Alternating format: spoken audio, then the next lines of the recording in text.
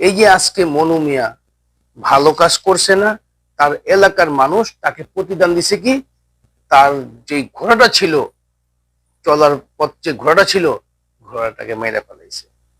এটাই তার প্রতিদান দিল।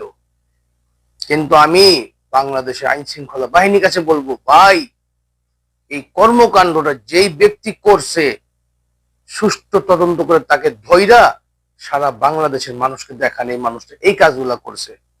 মনুমে কি এরকম একটা অন্যায় করছে, কি এরকম একটা অন্যায় করছে?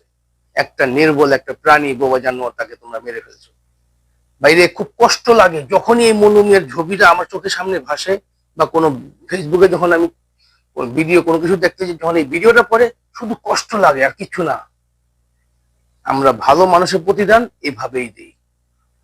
কিন্তু একটা কথা বলি, এই ভিডিওটা যতদের মানুষ দেখতেছে, যতগুলো মানুষের সকলের অভিশাপ তো বেরিতেছে, এবং এই মনুমের অভিশাপ এই মানুষকে সুস্থ থাকতে দিব না ইনশাআল্লাহ। এই পৃথিবী জমিনে তাকে অবশ্যই ভোগ করতে হবে। আল্লাহ তাআলা তাকে হেদায়েত দান করুক। আমি সবসময় দোয়া করি আল্লাহ তাআলা ওদেরকে হেদায়েত দান করুক। কিন্তু এই ভিডিওটা শেয়ার করেন।